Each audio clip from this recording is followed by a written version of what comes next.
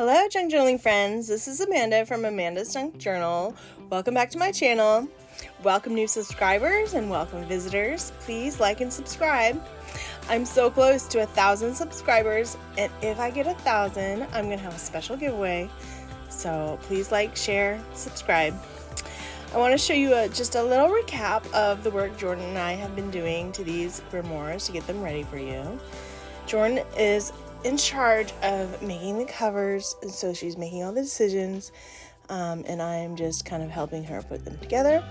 I just have some video of what I did to get the covers ready, just gluing the deconstructed book covers to fabric, and I am using Elmer's glue. It's my favorite, and it was made as a book glue, so I'm just using weight of things that I have around me on the desk to weigh it down to help it not bend and bubble.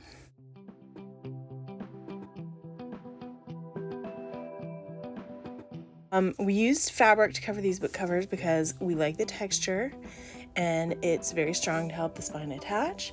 And I don't have a video of me folding down the edges, but I did, and I used Aileen's tacky glue for those edges. And here I am outside spray painting, making them all black. Gave them a couple coats, and you can still see the texture through it. And since it was such a nice day, I'm giving you a little tour of my favorite spots outside in my yard. Here's my garden with my tomatoes and beans.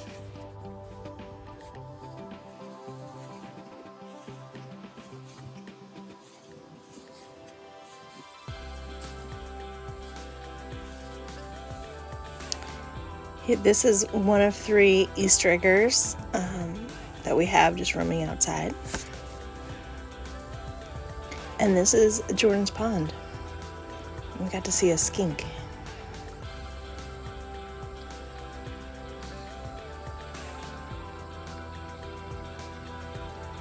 Okay, so we're back in the craft room. I used just Rust-Oleum Universal Satin Paint and Primer in One spray paint to spray all the covers black. And now the little cover is a little too shiny, so we decided to add some texture. And this is actually the first time I'm doing this with I'm using a Tim Holtz floral collection stencil. And I have no black acrylic paint. Basically I'm using Daller and Romney's Simply Acrylic, just some kind of budget acrylic paint from Michael's probably. And then I have this Art Deco Americana that I don't want to use, but I have a lot of it. But since I'm trying to get texture, the artist acrylic paint is better. So I'm hoping that I have just enough to add the floral texture to these covers with the acrylic. But I have the Art Deco, it's more like craft paint. So it's like flatter. It doesn't have as much thickness to it. So I'm having that on the side just in case. And this is the first time I'm using this palette knife, and it's kind of hard because I don't have enough paint and I've never done it before, and the palette knife is really not the one I need. I need a larger palette knife to really make this go a little better. So I'm kind of just using an interesting technique here where I just dab it just a little bit to try to get it right. But voila, that is the most gorgeous thing I've ever seen. I love it so much. It's perfect. It fits perfectly with just one stencil on there. And so I'm really pleased. I can't stop looking at it. I love it so much. So here's where it gets really tricky. I have like no paint, but thankfully my assistant, my Igor, my buddy, my daughter Jordan was in the craft room with me while I was making this video, and you'll see her hands come in there. She came in clutch getting that paint going for me, so I ended up, oh sorry, spoiler alert, yes, I had enough paint, just enough paint to finish the stenciling on our tiny little grimoire. Look at her cute little hands. Woo. She is turning 23. But, you know, she'll always be my baby.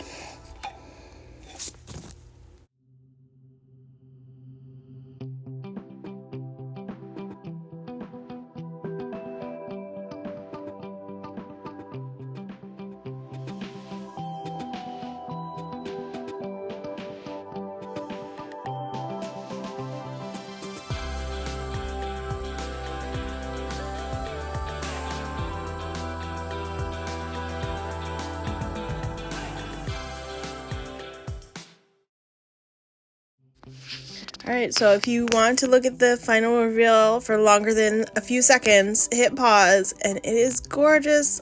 I love it, love it, love it, love it.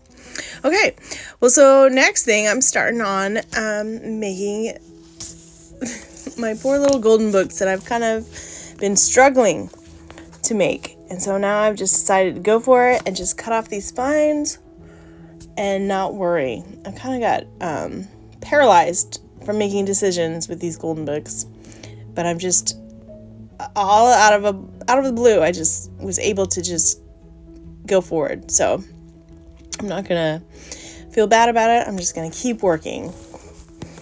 So I'm gonna cut off all the spines, all those little cute golden strips, and I'm going to make new spines so they're nice and thick and big, ready to junk journal in. I have a bunch of really thick cardboard, I think from like paper pads and stuff like that I'm going to use, and I'm just going to quickly measure and cut them. I think I have 3 that I need to make new spines for.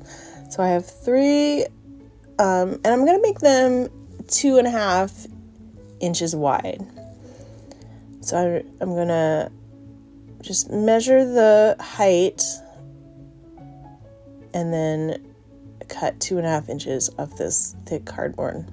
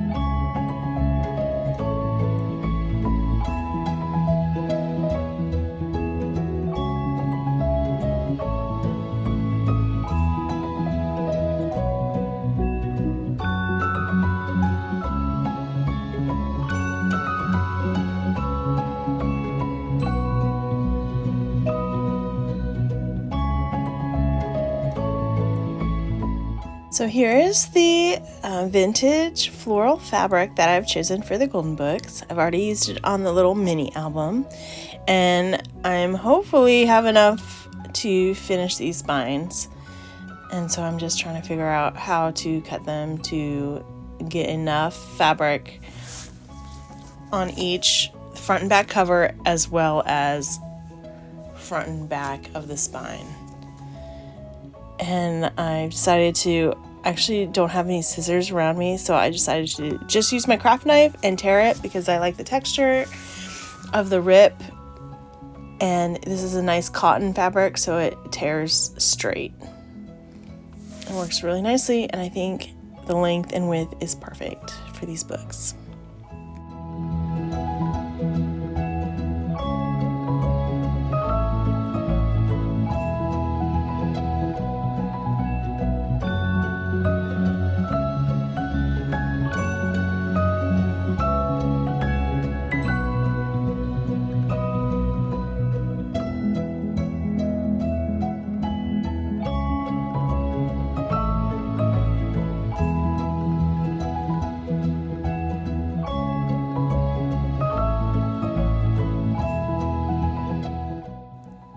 I'm going to show you just a clip of the next step where I sew the book pages. I sew the spine a little bit so that it fits the width of the book.